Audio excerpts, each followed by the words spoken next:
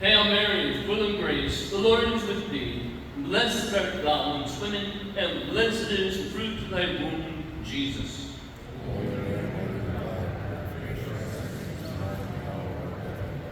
In the name of the Father, and of the Son, and of the Holy Spirit. My brothers and sisters, I remember when I was younger that it was quite often there'd be people who would say, you Catholics, I could never be Catholic. I was like, well, why is that? You have so many rules. And it's like, yeah, kind of. Except that,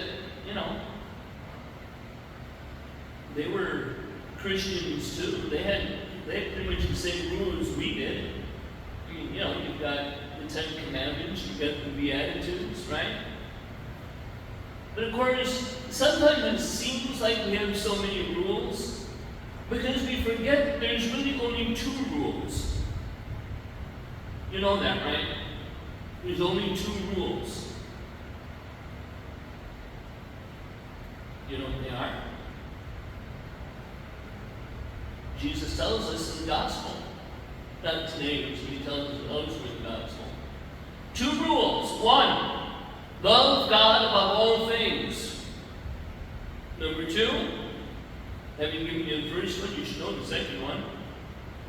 Love your neighbor as yourself.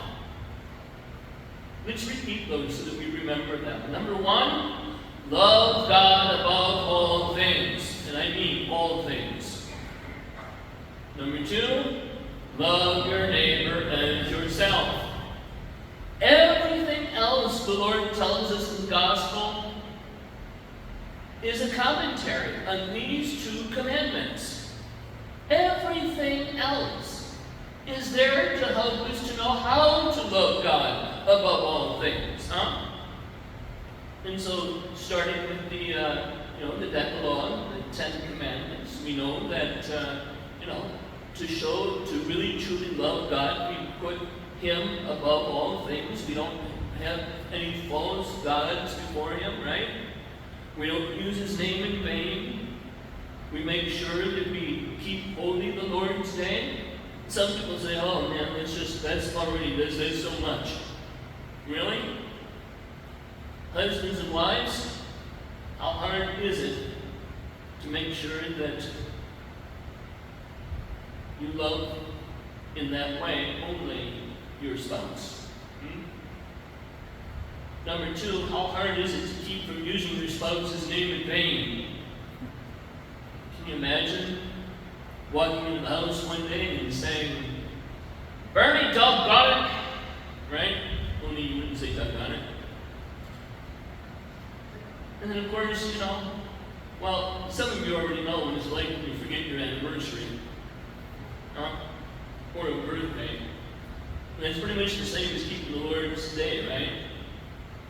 So we know that all we're really doing here is talking about how we navigate our relationship with God, right? And then loving our neighbor as ourselves.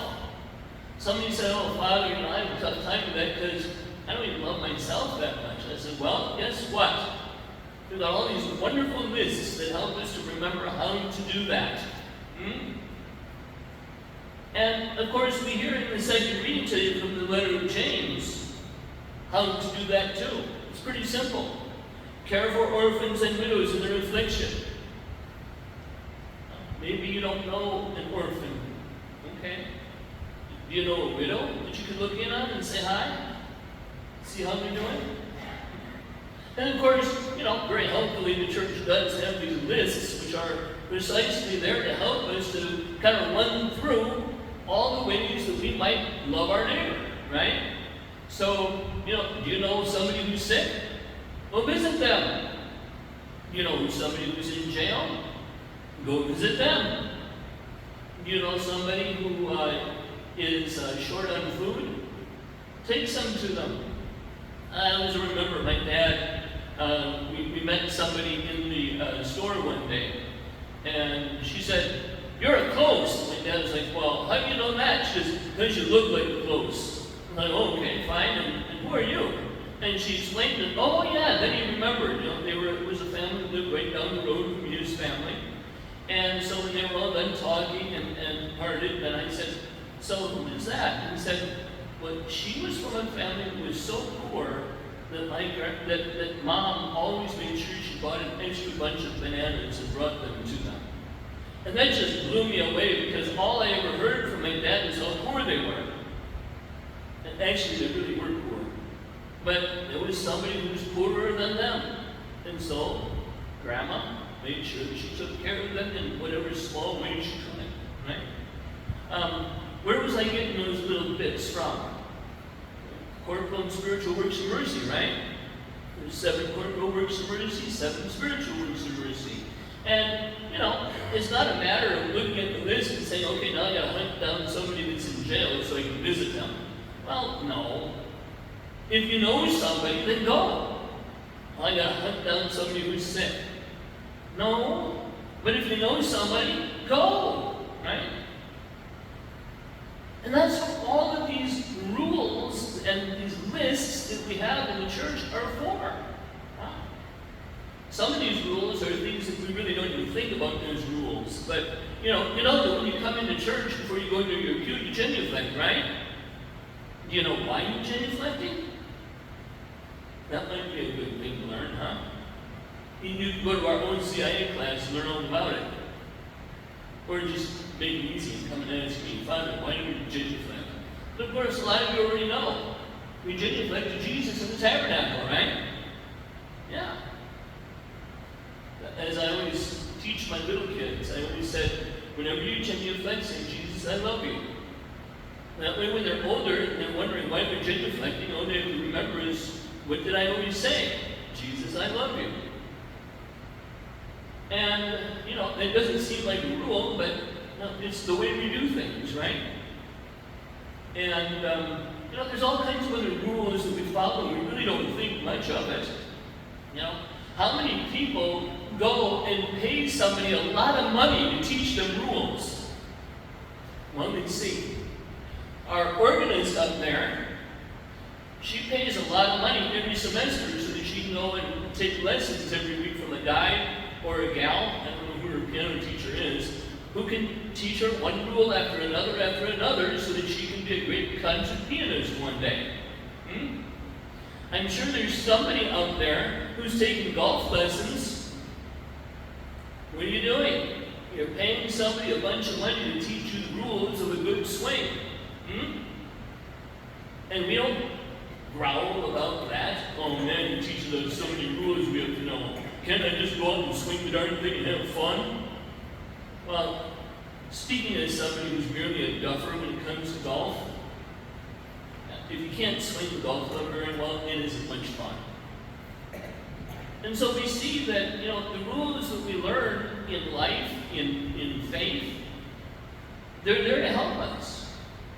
And when they don't, and when they aren't very helpful, then we don't worry about them too much, huh? And so Jesus' disciples here in the gospel today, they're not really worrying too much about this washing of hands. And you're probably thinking, like I did the first time I ever saw this gospel passage, oh, gross, they didn't wash their hands before they ate?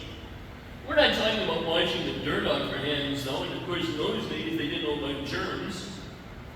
No, we're talking about a ritual washing. And these Pharisees and these lawyers, they're standing around Jesus and the disciples, and you can see in the gospel today, all they're doing really is watching so that they can, as soon as they make a mistake, the Pharisees and the Sadducees and the lawyers, they can jump all over Jesus over it and say, see, he's not really the Messiah, because if he was, his disciples would be following all these rules. And Jesus said, you guys are so messed up. Which is basically what it means when you say you're a hypocrite, right? You are so messed up. You're so worried about all these little dots and tittles when what you should be worrying about is the law of Moses, which he got from God, right? And what does it all boil down to? Love God above all things and love your neighbor as yourself. Maybe some of our politicians these next couple of months can take note, huh? Instead of trying to trip everybody up with something they said 10 or 15 or 20 years ago, engage in what's important right now. And it's the same thing for us, because we do the same thing.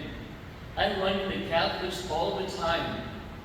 And some of them, I run into Catholics all the time who are just sitting around watching everybody else to see if they do things the way they think they should be done. Seriously? Is that what you did at home all day with your brothers and sisters? Sat around all day and made sure they did things exactly the way you think they should be done? No. Hopefully you went out and played ball with them, especially on a day like this. And I've got people who come up to me and they're like, Father, do you follow this particular devotion? Nope, I don't. When you know that Saint so-and-so, wherever, said, boy, if you just pray this devotion, you'll go straight to heaven. Yeah, I know. I hate to tell you that, but you know what? There's like 24 devotions where Mary or one of the saints said that. And I even got some people that I run into in my life who, they pile devotion on top of devotion, on top of devotion, on top of devotion, until next you know, they're telling me they don't have time to go and visit the orphan or take care of the widow. There seems to be something wrong with that. All of these things, brothers and sisters, are given to us to help us to love God and to love our neighbor. And the moment they become a bat with which we beat somebody else over the head, they aren't worth much anymore. And that includes some of our most wonderful devotions. They're worth something objectively, but they're not worth something in your life because you're not using them the way God intended. And so, brothers and sisters, let's take note. First of all, give thanks to God for giving us these rules. Because as we saw in the first reading, what other people is as blessed as we are, that we have a God that is so close to us that He tells us how to love Him and how to love our neighbor. And second of all, let's just take a look at our own heart. Am I practicing the things that I do in church and out of church mindfully? In a way that I consciously then am aware that in the doing of it, I'm showing my love for God and for my neighbor. If we do that, just that, the way to heaven is assured in the name of the Father and of His Son